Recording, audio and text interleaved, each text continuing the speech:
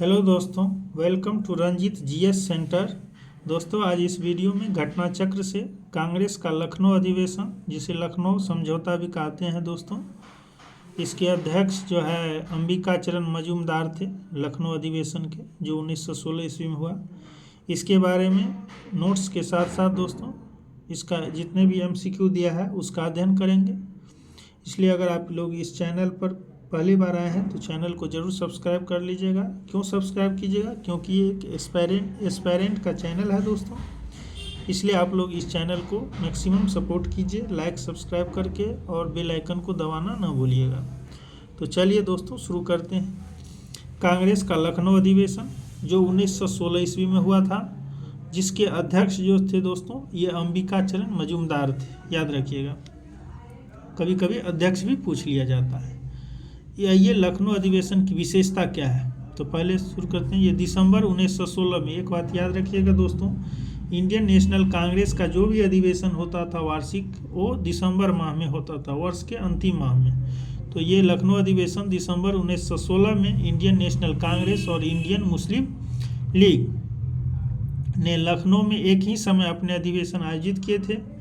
दोनों दलों ने पृथक पृथक रूप से, यानी अलग अलग रूप से, संवैधानिक सुधारों की संयुक्त योजना के संबंध में प्रस्ताव पारित किए और संयुक्त कार्यक्रम के आधार पर राजनीतिक क्षेत्र में एक दूसरे के साथ सहयोग करने के संबंध में एक समझौता किया। यह समझौता सामान्यतः लखनऊ समझौता या कांग्रेस लीग योजना के नाम से प्रसिद्ध हुआ। ठीक है दोस्तों। उसके बाद आइए, वर्ष 1916 में कांग्रेस और मुस्लिम लीग में समझौता हो गया 1916 में, ताकि संवैधानिक सुधारों की एक ही योजना अपनाई जा सके। क्यों समझौता हुआ?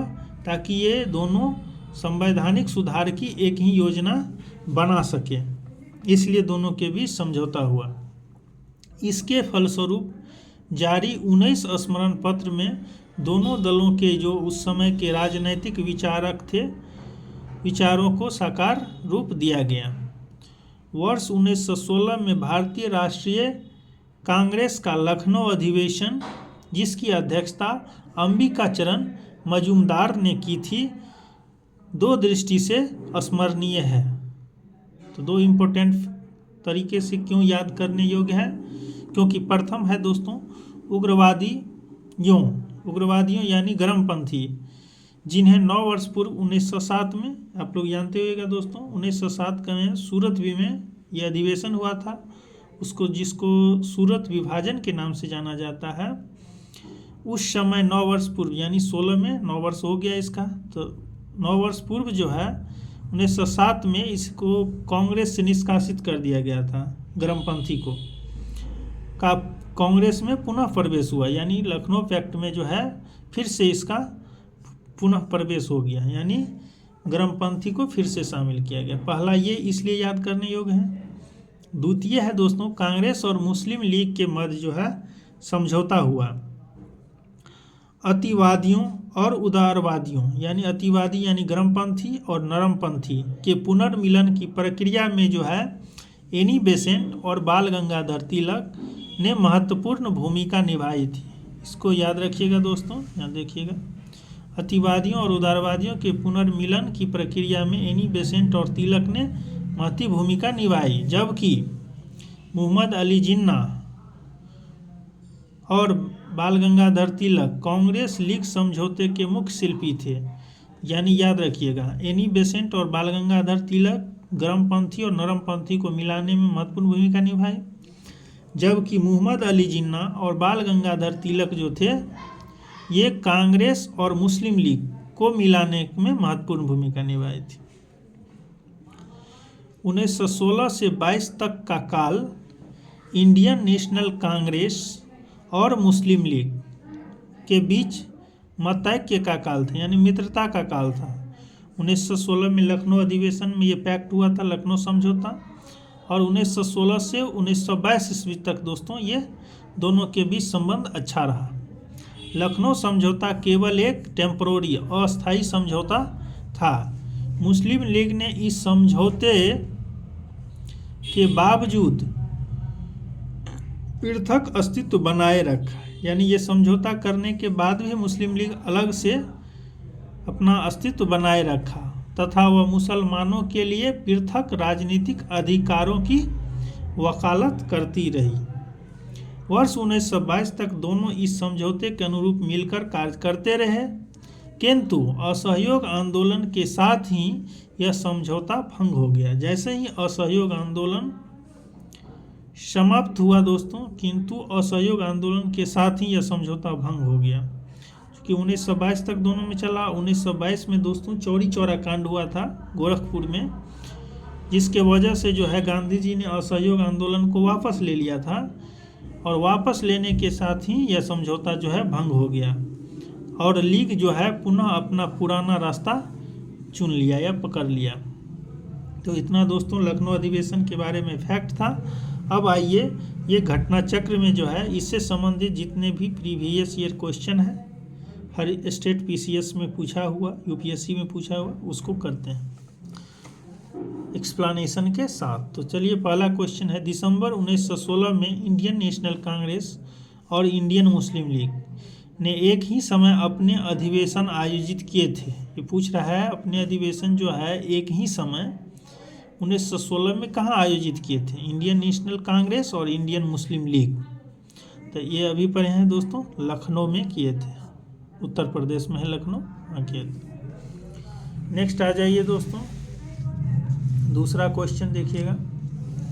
1916 में भारतीय राष्ट्रीय कांग्रेस के लखनऊ अधिवेशन की अध्यक्षता किसने की थी? तो 1916 में भारतीय राष्ट्रीय कांग्रेस के लखनऊ अधिवेशन की अध्यक्षता जो है दोस्तों अंबिका चरण मजूमदार, जिसको दोस्तों शॉर्ट में AC मजूमदार, अंबिका चरण मजूमदार कहा गया। नेक्स्ट तीसरा क्वेश्चन देखिएगा दोस्तों, कांग्रेस और मुस्लिम लीग के बीच प्रसिद्ध लखनऊ समझौते पर हस्ताक्षर हुआ तो कब हुआ था? तो 1916 में है। नेक्स्ट क्वेश्चन चौथा नंबर देखिएगा दोस्तों, अतिवादियों और उदारवादियों के पुनर्मिलन की प्रक्रिया में, यानी अतिवादी यानी गर्मपंथी और उदारवादी नरमपंथी के पुनर्मिलन, चूँकि 1907 ईस्वी में सूरत विभाजन जो हुआ था दोस्तों, उसमें गर्मपंथी और नरमपंथी के वैचारिक मतभेद हो गया था, जिसके कारण अतिवादी यानी गर्मपंथी अलग हो गया था। तो 1907 के बाद 1916 यानी 9 वर्ष बाद जो है दोनों के पुनर्मिलन यानी दोनों को मिलाने में महत्वपूर्ण प्रमुख शिल्पी निम्न में से कौन थी, यानी महत्वपूर्ण भूमिका किसकी थी? तो इसका करेक्ट ऑप्शन होगा दोस्तों एनी बेसेंट, और तिलक भी था, बाल गंगाधर तिलक। एनी बेसेंट और बाल गंगाधर तिलक जो थे दोस्तों, ये दोनों की भूमिका थी अतिवादी और उदारवादी को मिलाने में, जबकि कांग्रेस और मुस्लिम लीग को मिलाने में किसकी भूमिका थी? मोहम्मद अली जिन्ना और बाल गंगाधर तिलक की। तो ये उग्रवादी और नरमपंथी, अतिवादी मतलब गर्मपंथी और ये उदारवादी नरमपंथी को मिलाने के प्रमुख शिल्पी थे एनी बेसेंट और बाल गंगाधर तिलक, जबकि कांग्रेस और मुस्लिम लीग को मिलाने में महत्वपूर्ण भूमिका मोहम्मद अली जिन्ना मुस्लिम लीग तरफ से और कांग्रेस की तरफ से बाल गंगाधर तिलक की थी। नेक्स्ट क्वेश्चन है दोस्तों 5 नंबर देखिएगा, वर्ष 1916 में मुस्लिम लीग और कांग्रेस के मध्य किसने समझौता कराया था? यहाँ फिर नेक्स्ट क्वेश्चन उसी का पूछ लिया, मुस्लिम लीग और कांग्रेस के मध्य किसने समझौता किया था? तो इसका करेक्ट ऑप्शन हो जाएगा बाल गंगाधर तिलक दोस्तों और मोहम्मद अली जिन्ना। ये दोनों की भूमिका थी मुस्लिम लीग और कांग्रेस को मिलाने में, बाल गंगाधर तिलक और जिन्ना। जबकि इससे पहला क्वेश्चन 4 नंबर में क्या था कि अतिवादी और उदारवादी यानी गर्मपंथी नरमपंथी को पुनः मिलाने में प्रमुख शिल्पी एनी बेसेंट और बाल गंगाधर तिलक था। अब आइए दोस्तों नेक्स्ट क्वेश्चन पे। नेक्स्ट क्वेश्चन है दोस्तों 6 नंबर देखिएगा, क्या कहता है, कांग्रेस के 1916 के लखनऊ अधिवेशन में कौन सा मुख्य दूरगामी परिणाम वाला निर्णय लिया गया था? दूरगामी परिणाम वाला निर्णय लिया गया था लखनऊ अधिवेशन में, कौन सा? तो इसका करेक्ट ऑप्शन होगा मुस्लिम लीग की पृथक निर्वाचन क्षेत्र की मांग स्वीकार की थी। मुस्लिम लीग के जो पृथक निर्वाचन का मांग था दोस्तों, उसको स्वीकार कर लिया गया था, जिसके कारण जो है ये समझौता हुआ था।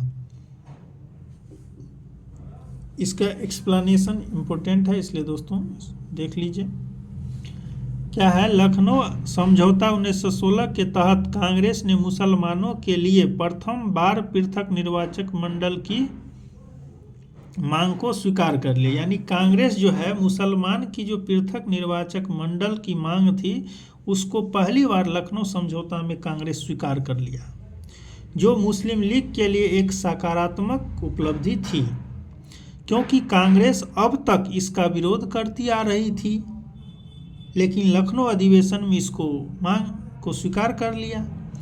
डॉक्टर रमेश चंद्र मजूमदार यानी आरसी मजूमदार ने लखनऊ समझौते की कटु आलोचना करते हुए लिखा है कि परवर्ती घटनाओं की पृष्ठभूमि में निसंदेह रूप से यह कहा जा सकता है कि वर्ष 1916 में कांग्रेस द्वारा लखनऊ समझौता करने के निर्णय ने वस्तुतः वह नींव डाली जिसके ऊपर 30 वर्षों बाद पाकिस्तान का निर्माण किया गया है। यानी पाकिस्तान का जो निर्माण हुआ दोस्तों, लगभग 30 वर्ष बाद ये लखनऊ अधिवेशन 1916 में जो कांग्रेस जो है मुसलमान के पृथक निर्वाचक मंडल की मांग को स्वीकार कर लिया था, उसी के कारण जो है पाकिस्तान बना। ये आरसी मजूमदार का कहना है। लखनऊ समझौता ने भावी राजनीति में सांप्रदायिकता के उदय का भी मार्ग प्रशस्त किया। भावी राजनीति में सांप्रदायिकता के उदय का भी मार्ग प्रशस्त किया लखनऊ समझौता में। अब दोस्तों 7 नंबर क्वेश्चन, कांग्रेस ने प्रथम बार मुस्लिम समुदाय के लिए पृथक निर्वाचन प्रणाली स्वीकार की वह वर्ष था। तो जरूर ये इस जस्ट पिछले वाले क्वेश्चन का एक्सप्लेनेशन से है दोस्तों। कांग्रेस पहली बार जो है मुस्लिम समुदाय के लिए पृथक निर्वाचन मंडल की मांग को स्वीकार लखनऊ अधिवेशन में 1916 ईस्वी में कर लिया, जिसके कारण लगभग 30 वर्ष बाद जो है पाकिस्तान का निर्माण हुआ। उसके बाद नेक्स्ट क्वेश्चन 8 नंबर देखिएगा, इंडियन नेशनल कांग्रेस और मुस्लिम लीग के बीच मतैक्य का काल निम्न में से कौन प्रदर्शित करता है। यानी इंडियन नेशनल कांग्रेस और मुस्लिम लीग के बीच में कब तक मित्रता का काल था। तो इसका करेक्ट ऑप्शन होगा दोस्तों 1916 से 22 ईस्वी तक जो था, 1916 से 22 तक ये कांग्रेस और मुस्लिम लीग की मित्रता का काल था, मतैक्य का काल। और 1922 में जैसे ही चौरी चौरा कांड हुआ गोरखपुर में और गांधी जी द्वारा असहयोग आंदोलन को वापस ले लिया गया, उसी तहत ये कांग्रेस और मुस्लिम लीग का जो समझौता हुआ था लखनऊ अधिवेशन में वो ख़त्म हो गया। फिर मुस्लिम लीग अपने पुराने रास्तों पर चलना शुरू कर दिया। अब आइए दोस्तों 8 के बाद नेक्स्ट नंबर 9 नंबर क्वेश्चन, निम्नलिखित में से कौन 1916 के लखनऊ के कांग्रेस अधिवेशन के विषय में असत्य है।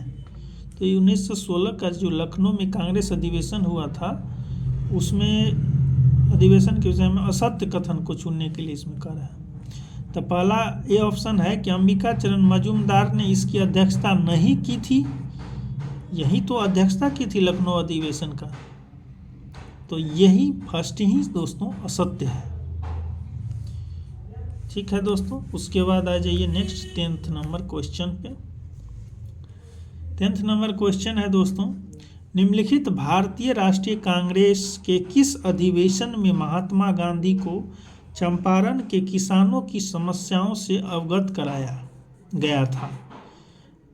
मतलब भारतीय राष्ट्रीय कांग्रेस के किस अधिवेशन में महात्मा गांधी को चंपारण के किसानों की समस्या से अवगत कराया गया था दोस्तों। तो चंपारण की समस्या से अवगत कराया गया था लखनऊ अधिवेशन 1916 में राजकुमार शुक्ल के द्वारा दोस्तों। तो ये दोस्तों कंप्लीट हो गया लखनऊ पैक्ट। इससे संबंधित दोस्तों लखनऊ पैक्ट कहीं भी पढ़िएगा दोस्तों, तो बस इतना ही फैक्ट आपको याद रखना है।